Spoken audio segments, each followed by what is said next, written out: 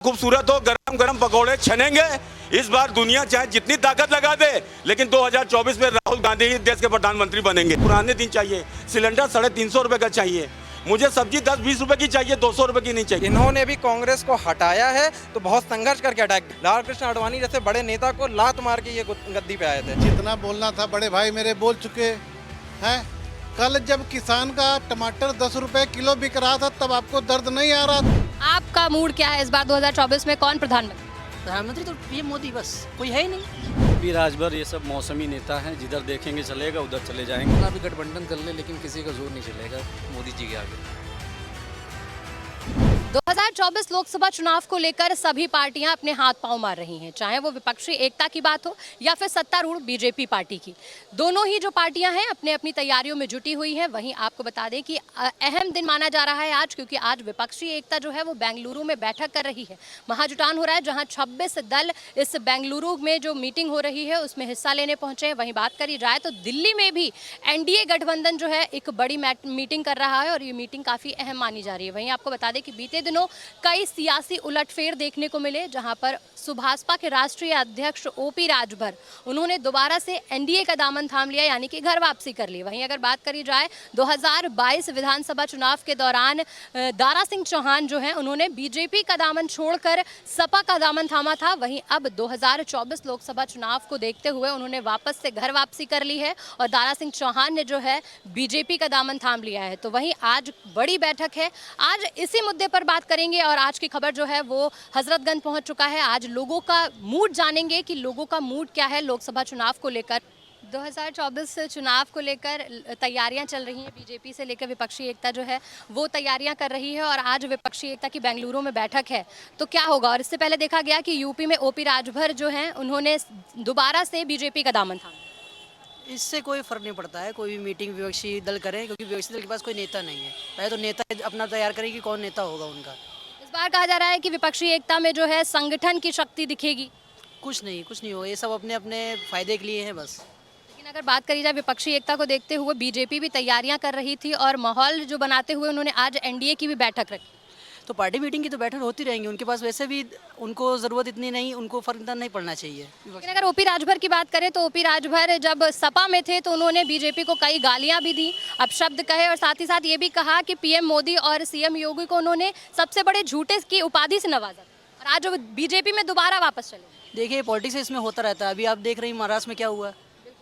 NCP को पहले जो एनसीपी के जो क्या नाम जो अध्यक्ष हैं उनके जो शरद पवार के जो अजय जो भी मिले हैं, अजीत पवार जो है, उनको भी तो देवेंद्र फडणवीस ने बहुत कुछ कहा था कि ये जेल जाएंगे, चक्की पीसेंगे, ये वो।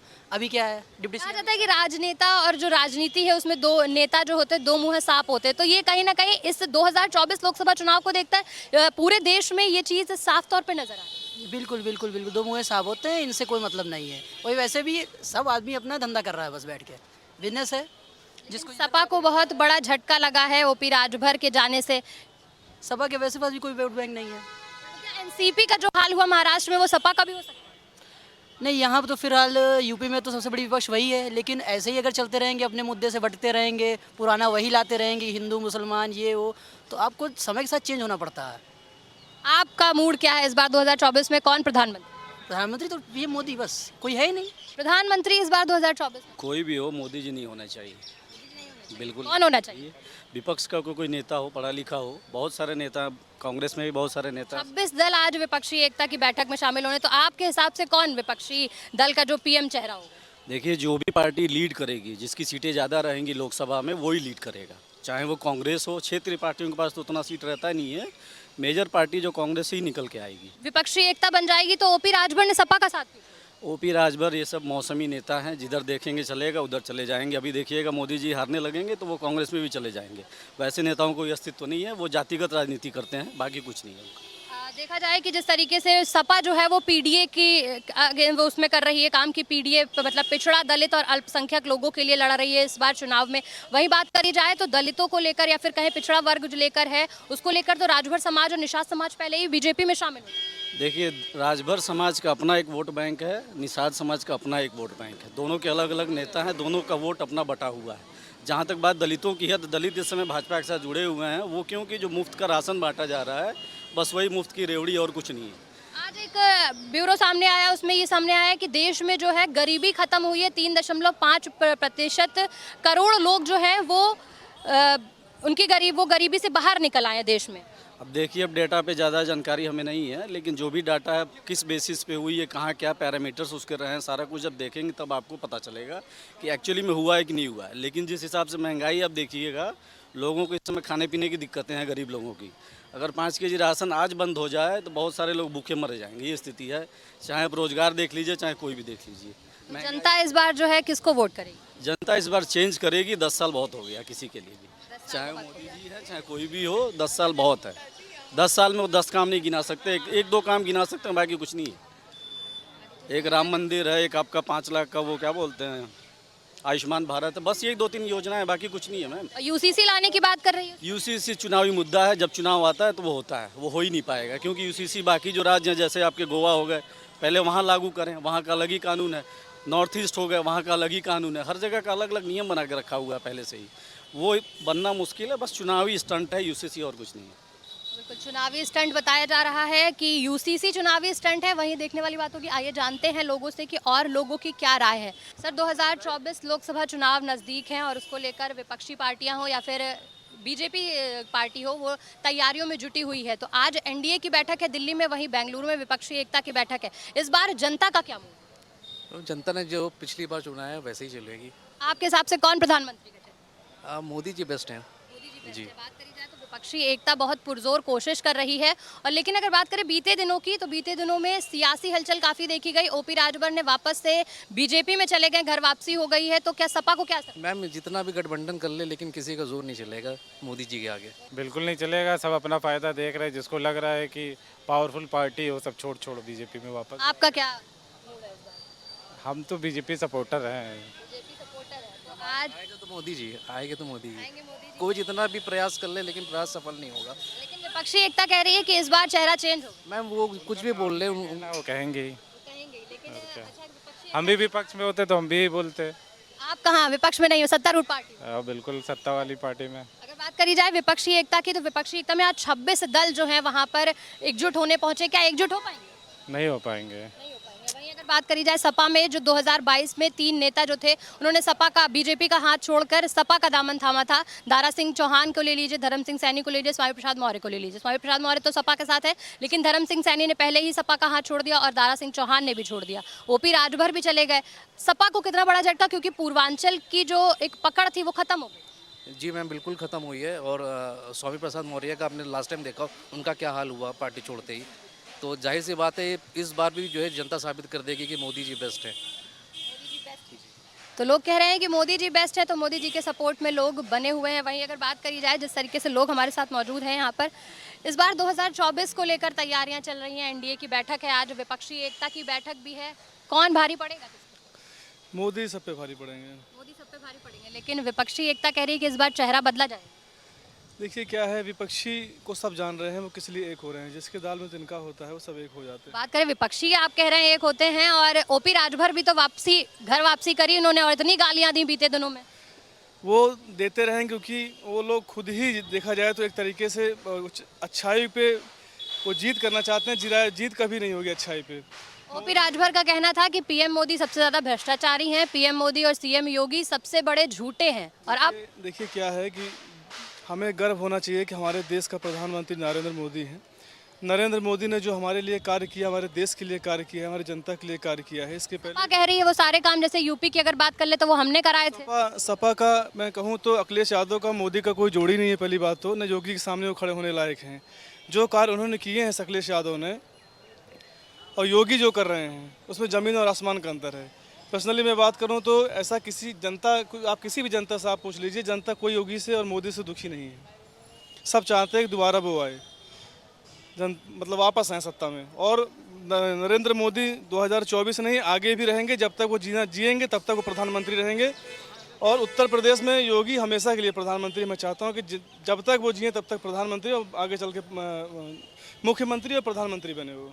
आज विपक्षी एकता की बैठक बेंगलुरु में हो रही है। आपका मानना है कि विपक्षी एकता की अगर बात करें तो आपका पर्सनली ये तौर पर कहना है कि सीएम योगी जो है यहाँ के परमानेंट मुख्यमंत्री बन जाए, केंद्र सरकार में पीएम मोदी? जी।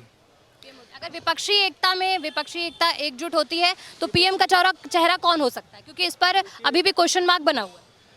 हम विपक्षी को, हम पहली बात तो मैं विपक्षी को कितना भी ये सब अपनी बातें करें या एकजुट हो जाएं, सारे लोग जुट हो जाएं, पहली बात तो जनता का आकर्षण उनकी तरफ जाता ही नहीं है। इसलिए क्योंकि सब जानते हैं कि क्या हो रहा है देश में, कौन किसके लिए क्या कर रहा है। मैं दिल्ली गया था अभी कुछ दिन पहले। दिल्ली में मैं न्यू दिल्ली के बाहर में स्टेशन पे गया तो बहुत बड़ा सा बैनर लगा हुआ था वहाँ पे कि बालाजी महाराज, हनुमान जी की पोस्टर। जब अंदर में गया वहाँ भोजन करने के लिए, पानी पीने के लिए, तो मैंने पानी मांगा वहाँ पे, तो वहाँ पे अंदर जो लिखा असलम लिखा, उस पर मैं जो गूगल पे जब कॉल करने चला तो उसमें लिखा असलम। तो मैंने उससे यही क्वेश्चन किया, मैंने कहा ये बताइए आप बैनर पे लिखवा रखे हैं बालाजी महाराज और आप हैं मुसलमान, तो क्यों अपने देवता का नाम नहीं लिखवा रहे हैं? तो उसने हमसे एक ही शब्द कहा, आप चुपचाप यहाँ से चले जाइए, ये दिल्ली है, तुम्हारा उत्तर प्रदेश नहीं है। इसका मतलब योगी जी जो कर रहे हैं, बाहर और देश विदेश हर जगह उनकी पकड़ है। दिल्ली में कौन होना चाहिए फिर, जो ताकि असलम नाम जो है असलम ही रखे? मैं तो यह चाह रहा हूँ कि बीजेपी का कोई कैंडिडेट भी दिल्ली में मुख्यमंत्री बने, जिससे पता लगे दिल्ली में भी कि हाँ कोई है। आज देश में 2 जगह मीटिंग हो रही है, बेंगलुरु में हो रही है जहाँ विपक्षी एकता जुटने की कोशिश कर रही है, वहीं दूसरी जगह एनडीए गठबंधन की बैठक हो रही है। क्या लगता है इस बार पीएम का चेहरा कौन, और युवा का क्या कहना है? देखिए, युवा का जो कहना है इस बार को ये है कि धर्म की जो राजनीति इतने सालों से चलती आ रही है, कांग्रेस के दौर में जो हिंदू संत महाराजों को जेल हुई थी, साध्वी प्रज्ञा ठाकुर जैसे लोगों को, और अब के दौर में जो मुस्लिम और मोमिनों के ऊपर अत्याचार हुआ जा रहा है, इन सब से हमें ऊपर उठने की ज़रूरत है। जाहिर सी बात है 2024 में फिर से नरेंद्र मोदी प्रधानमंत्री आएंगे, पर हमारा या युवाओं का समर्थन इस बात पर नहीं रहेगा। जब तक ये संघ के और लेफ्टिस्ट के जाहिल जिंदा रहेंगे तब तक मोदी सरकार नहीं गिरेगी। लेकिन हाँ, 2029 में एक क्रांति ज़रूर आएगी, और इस देश का इतिहास रहा है कि क्रांति हमेशा संसद के बाहर पैदा हुई है, संसद के अंदर नहीं पैदा हुई है। महावीर त्यागी के समय से लेकर के आज के इस समय तक इस चीज़ का मैं आपसे दावा कर रहा हूँ कि ये रंग की राजनीति और ये जितना भी ये धकोसलेबाजी इनके नीतियों में हो रही है, ये कल नहीं तो आज इनका पर्दाफाश ज़रूर और ज़रूर होगा। रही बात सबकी राजनीति तो आखिर चलती रहती है, लेकिन अगर बात करें इतने दिनों से जो सियासत चल रही है, वहीं ओपी राजभर सबसे बड़ा अहम माने जा रहे थे पूर्वांचल के लिए, और वो अब सपा का साथ छोड़ के बीजेपी में चले गए और वापस से कल्टी मार लिए हैं। तो देखा जाए जिस तरीके से बीते दिनों इतनी गालियां दी गई बीजेपी को और पीएम मोदी को बोला गया, सीएम योगी को सबसे बड़ा झूठा बताया गया, ये तक कहा गया कि बनारस की गंगा से उनको सीधे समुंदर तक भेज देंगे, और अब खुद ही वो उस एनडीए के गठबंधन में वापस। मेरा मानना यह है कि अगर किसी मुख्यमंत्री या किसी प्रधानमंत्री पर ऐसी टिप्पणी हो रही है तो भाषा शैली का ध्यान रखना चाहिए। लेकिन मेरा मानना यह भी है कि इनके, अभी आपने जिनका नाम लिया वो तो बहुत छोटी चीज़ आप कह रही हैं। अभी मैं बताता हूँ बृजभूषण सिंह के बारे में आपको। इस टाइम पे वो सुर्खियों में बने हुए हैं, 120 संगीन मुकदमे उनके ऊपर लगे हुए हैं। लड़कियां दिल्ली के धरने पर बैठी हुई हैं, पुलिस ने उठाया, पुलिस केंद्र में आती है, आम आदमी पार्टी सरकार का हाथ नहीं था उसमें, उन्हें उठा करके फेंका गया। ये देश जहाँ पर नारा दिया जाता था यत्र नार्यस्तु पूजन्ते रमन्ते तत्र देवता, उस देश में नारियों का ये हाल हो रहा है। बृजभूषण सिंह जैसे लोग अभी भी सत्ता में बैठे हुए हैं, ये भाजपा की नाकामी है। इस चीज़ का पर्दाफाश होना बहुत ज़रूरी है। और रही बात कौन सपा से कौन भाजपा में जा रहा है, गौरव भाटिया जैसे लोग हैं, तोमर जैसे लोग हैं, देखिए ये चलता रहेगा, इसमें कोई बदलाव नहीं होगा। बदलाव करना है हमें किसमें, अपने वोटरों में। बदलाव हमें किसमें, तो ये कह रही है कि बीजेपी फिर से आएगी, और आप भी यही बात कह रहे हैं। देखिए बीजेपी फिर से आएगी।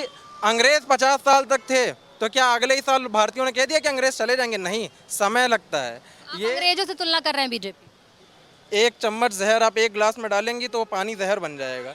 एक चम्मच जहर एक बाल्टी पानी में डालेंगी तो जहर कम हो जाएगा, पर एक चम्मच जहर अगर आप समुद्र में डाल देंगी तो जहर खत्म हो जाएगा। आध्यात्मिक चेतना की बहुत ज़रूरत है जनता में। देखिए कोई भी चीज़ जल्दी हो नहीं सकती है। इन्होंने भी कांग्रेस को हटाया है तो बहुत संघर्ष करके हटाया, गलत करके या सही करके वो विषय नहीं है, पर बहुत संघर्ष करके इन्होंने हटाया है। लाल कृष्ण आडवाणी जैसे बड़े नेता को लात मार के ये गद्दी पे आए थे, इन्हें हटाने के लिए भी बहुत संघर्ष की बहुत ज़रूरत पड़ेगी। तो आप क्या चाहते हैं कि कौन हो इस बार, अगर परिवर्तन हो तो कौन हो? देखिए मेरी समझ से इस टाइम अगर परिवर्तन हो तो मैं तो ये चाहूँगा सरकार बने गठबंधन की, सिर्फ कांग्रेस की ना बने। आम आदमी पार्टी, कांग्रेस, ऐसी पार्टियों का गठबंधन हो तब सरकार बने, ताकि कोई बिल पास करवाना हो तो कम से कम लोकतंत्र का मूल्य तो बढ़े, लोगों से बात तो हो। हर क्षेत्र में अगर विधायक आम आदमी पार्टी का, कांग्रेस का ऐसे बैठा रहेगा तो कम से कम जनहित की बात तो सुनी जाएगी। एक सरकार के हाथ में अगर आपने शासन दे दिया तो आज नहीं तो कल वो आपके साथ कुछ ना कुछ गलत करेगी, ऐसे नहीं तो वैसे। विपक्षी पार्टी से लेकर और एनडीए सरकार जो है, सभी अपनी अपनी 2024 लोकसभा चुनाव जो है उसको लेकर रणनीति बना रही है। वहीं आज दिल्ली में एनडीए का गठबंधन की जो एनडीए गठबंधन है वो भी उसकी भी बैठक है और साथ ही साथ बेंगलुरु में विपक्षी एकता की बैठक है। किसको जिताएंगे या फिर क्या लगता है इस बैठक में क्या सरकार ने 9 साल गुजार दिए, सरकार ने कौन सा वादा पूरा कर दिया ये मुझको बता दीजिए। आम आदमी से लेकर वीआईपी आदमी किसके खाते में 15 लाख रुपए आ गए और कहाँ किस मतलब बड़े नेता से लेकर छोटे नेता जो काला धन वापस आ गया। 9 साल में इनके दोस्त नीरव मोदी घोटाला करके बाहर चले गए। सरकारें तो बहुत बड़े दावे करती थी कि हम दाऊद इब्राहिम को पकड़ लेंगे, बड़े बड़े माफियाओं को पकड़ लेंगे, ऐसा कुछ नहीं हुआ। सरकार ने कहा कि 2 करोड़ रोजगार देंगे, किसको किस क्षेत्र में रोजगार मिल गया? अगर रोजगार मिला है तो उत्तर प्रदेश राज्य सूचना संपर्क जो प्रेस विज्ञप्ति जारी करे कि इस डिपार्टमेंट में इतनी नौकरी दी गई है। अब हर तरफ देखिए हाहाकार मचा हुआ है। जो बीएड डिग्री मतलब किए हुए जो टीचर स्कूलों में मतलब पढ़ा रहे हैं, मदरसा में पढ़ा रहे हैं, उनको मतलब वेतन नहीं मिल पा रहा है। सरकारें ये कह रही हैं कि उत्तर प्रदेश को, इंडिया को विकसित बनाएंगे। जब हिंदुस्तान में बेरोजगारी, महंगाई, पेट्रोल डीजल के दाम इतने बढ़ गए, टमाटर 160 रुपए किलो बिक रहा है। यदि आपकी जेब में 200 रुपए है तो आप प्रेजेंट टाइम में सब्जी नहीं खरीद सकते। मेरी अपनी पब्लिक ओपिनियन है कि इस बार परिवर्तन होगा और कांग्रेस की सरकार आएगी। क्योंकि मैं आपके चैनल के माध्यम से हाथ ये जोड़ के विनती करना चाहता हूँ कि मुझे पुराने दिन चाहिए। सिलेंडर 350 रुपए का चाहिए, मुझे सब्जी 10-20 रुपए की चाहिए, 200 रुपए की नहीं चाहिए। बिल्कुल, सब्जी महंगी हो रही है, चीज़ें बहुत, जनता जो है लोगों को परेशानियां हो रही है। लेकिन अगर बात करें, जनता फिर भी चाहती है कि पीएम का चेहरा जो है वो पीएम मोदी ही रहे। देखिए, राजनीति की दुनिया में मतलब सबसे बड़ा धन राजनीति का जनता होती है। जनता जो फैसला करेगी उसको मैं स्वीकार करूंगा। लेकिन जो मतलब प्रेजेंट टाइम में सरकार है उसने कुछ नहीं काम किए हैं। आप कह रहे हैं कि कांग्रेस जो है वो आनी चाहिए इस बार सत्ता में। लेकिन अगर बात करें तो विपक्षी लग तो रहा है कि कांग्रेस अपनी जमीन खोती जा रही है। तो किस तरीके से विपक्षी एकता गठबंधन कर रही है, लेकिन क्या गठबंधन हो पाएगा? देखिए, अगर हो गया तो पीएम का चेहरा, देखिए आप पीएम का चेहरे की बात बता रही हैं तो एक शेर मैं कहना चाहूँगा। बेसन चाहे जितना खूबसूरत हो, गरम गरम पकौड़े छनेंगे।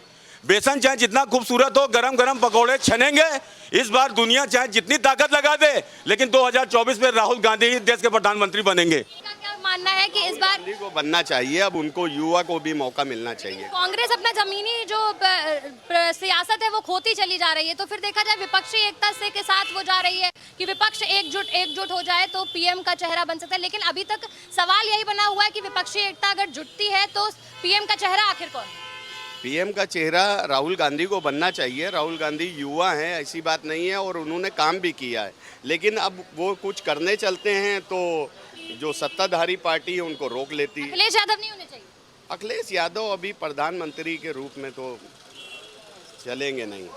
प्रधानमंत्री दिनों उत्तर प्रदेश की, तो उत्तर प्रदेश में ओपी राजभर जो है वापस से कल्टी मार लिया, कल्टी मार के एनडीए में चले गए। तो सपा को अब नुकसान होने वाला है। तो यूपी में भी कुछ सियासी जमीन जो है सपा की भी खत्म दिख रही है क्या? नहीं, समाजवादी तो अपने यूपी में काम कर ही रही है और समाजवादी यूपी के लिए ठीक है।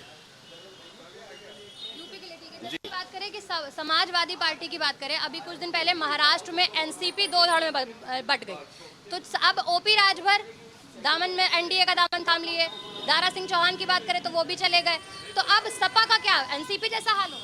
देखिए, सपा का कोई मतलब बुरा हाल नहीं होगा। ओपी राजभर जो समाजवादी पार्टी के साथ मतलब थे, उनके आने से मतलब समाजवादी पार्टी हार गई। ओपी राजभर बीजेपी के साथ में गए हैं तो कोई प्रभाव नहीं पड़ेगा। जनता को निर्णायक फैसला सुनाना है और जनता इस बार मतलब परिवर्तन ही चाहती है। ये मेरी अपनी पब्लिक व्यू है। परिवर्तन चाहती है तो परिवर्तन होगा इस बार या नहीं होगा? इस बार परिवर्तन होगा। और मैं आपके चैनल के माध्यम से मतलब ये भी मैसेज देना चाहूँगा, कोई भी सरकार मतलब क्या कहते हैं बने, वो मतलब वो विधवा विवाह के बारे में भी तो सोचे। जो बॉर्डर पे मतलब शहीद हो जाते हैं, उनकी मतलब धर्मपत्नियों का जीवन मतलब संकट में हो जाता है, सरकार उनके बारे में भी तो सोचे। और वो जो सरकार ये कह रही कि प्रतिवर्ष 2 करोड़ रोजगार देंगे, और सरकार ने कहा कि हर एक सरकार का ये एक डेटा सामने आया है कि 3.5 करोड़ जो गरीब हैं वो गरीबी रेखा से बाहर आ चुके हैं। सर देखिए, सरकार अपने हिसाब से कुछ भी मतलब सही काम नहीं कर रही है। ये मेरी अपनी पब्लिक व्यू है। आम आदमी से लेकर के वीआईपी आदमी पिसा हुआ है, हर तरफ हाहाकार मचा हुआ है। लोग बता रहे हैं कि इंडिया को स्मार्ट सिटी बनाएंगे। आप बनारस चले जाइए, दशमेश घाट, मैंने सोचा वहाँ जाकर के मैं नहा लूँ, वहाँ तो गंगा में मतलब सुअर टहल के जा रहे हैं। आप मतलब खुद सोचिए, मतलब करोड़ों अरबों रुपए खर्च हो जाता है नदियों को साफ करने के लिए। वही करोड़ों अरबों रुपए की अगर फैक्ट्री बन जाए तो हिंदुस्तान में मतलब क्या कहते हैं गरीब भाइयों को रोजगार मिल जाए। ये मेरी अपनी पब्लिक व्यू है। तो इनकी पब्लिक व्यू तो ये है। आप क्या चाहते हैं इस बार 2024 में कौन? जितना बोलना था बड़े भाई मेरे बोल चुके हैं। कल जब किसान का टमाटर 10 रुपए किलो बिक रहा था तब आपको दर्द नहीं आ रहा था। आज जब 140 रुपए किलो बिक रहा है तो उसको कुछ मिल रहा है कि नहीं मिल रहा है, उसका दर्द आपको नहीं दिख रहा। उसको 2 रुपये मिला वो नहीं दिखा आपको। जब आपकी जेब से चला गया तब आपको कष्ट हुआ। कल वो अपना टमाटर, अपना सामान, अपना फसल अपने सड़क पे फेंक के चला जाता है, 2 रुपया नहीं मिलता, तब तो आपको कष्ट नहीं हो रहा है। अब आपको कष्ट नहीं हुआ और आज महंगा हो गया तो आप कह रहे हैं कष्ट हो रहा है। सर देखिए, ये सर ने जो कहा कि किसान मतलब क्या कहते हैं टमाटर मतलब वो अपना फेंक के चला गया, इसके बारे में संज्ञान में तो सरकार को संज्ञान लेना चाहिए कि किसान जहाँ वो सरकार ने कहा कि किसान की हम आय प्रति दुगनी कर देंगे, ऐसा तो कुछ हुआ नहीं। अब मतलब क्या कहते हैं ये होता है कि सरकार जो किसान मतलब अपनी खेती बेच रहे हैं वो अपनी आजीविका चलाने के लिए बेच रहे हैं और सरकार उनका कोई सपोर्ट नहीं कर रही है। सरकार ने तो कहा था कि किसान की हम आय प्रति दुगनी कर देंगे, कहाँ हुई ये आप बताइए। मैडम जी, खाने को दिया, राशन दिया, बाथरूम दिया, रहने को मकान दिया, बच्चों को शिक्षा दिया, और क्या लोगे भाई, क्या लोगे? मैडम यहाँ पे इतने लोग हैं, किसी का घर 5 किलो के राशन से नहीं चल सकता। और कौन सा जनता तो यही कह रही है कि पीएम मोदी तो वो बनेंगे इस बार फिर से पीएम। नहीं तो देखिए, आप जनता ये भी कह रही है कि इस बार परिवर्तन होगा। जनता ये भी कह रही है कि महंगाई में रह लेंगे, लेकिन इस बार आएगी तो बीजेपी नहीं। इस बार निर्णायक परिवर्तन होगा। महाभारत में भी क्या कहा गया है कि परिवर्तन ही संसार का नियम है। ये मेरी अपनी पब्लिक व्यू है कि इस बार कांग्रेस प्रमुखता से सरकार बनाएगी। ये मेरी अपनी पब्लिक व्यू है। मैडम, एक बार जब आदमी कुएं में रहता है तो दिखाई नहीं देता, एक बार उसको समुंदर में जाके देखना चाहिए कितना बड़ा। हम तो दिखा रहे हैं कि आप लखनऊ में बैठे हो, आप यहीं बेरोजगारी देख रहे हो। कहाँ बेरोजगारी नज़र आ रही भाई? सब कर रहे हैं, सब खा रहे हैं। इससे पहले बेरोजगारी नहीं थी हैं? इससे पहले लोग भूखे नहीं मर रहे थे, सारे के लोग पास कपड़े थे, सारे लोग खुश थे। बताइए। कांग्रेस आप कह रहे परिवर्तन होगा, कांग्रेस आ जाती तो क्या ये सारे जो मुद्दे हैं आपके वो खत्म हो जाएंगे? देखिए, मैं इसलिए कांग्रेस कह रहा हूं कि आप मतलब खुद सोचिए कि जब सरकार इतना बेहतरीन काम कर सकती है कि कोरोना वैक्सीन फ्री कर सकती है, तो सरकार ही के हाथ में है पेट्रोल डीजल और महंगाई को कंट्रोल कर सके। क्योंकि जो प्रेजेंट टाइम में सत्ता मतलब सत्ता में राज करेगा उसी से प्रश्न पूछा जाएगा। ये मेरी अपनी पब्लिक व्यू है। सरकारें कह रही हैं कि पेट्रोल डीजल के दाम बढ़ गए, अब आप 1 रुपया 2 रुपया कम कर दिया और वो पेपर में छप गया कि सर 1 रुपया 2 रुपया कम हो गया। ये नहीं होगा। सरकार के हित में है कि वो पेट्रोल डीजल के दाम कम कर सकते हैं। सरकार ने कोरोना वैक्सीन जो जिसकी कीमत 2000 रुपए थी उसको कम कर। योजनाएं चला रही है सरकार।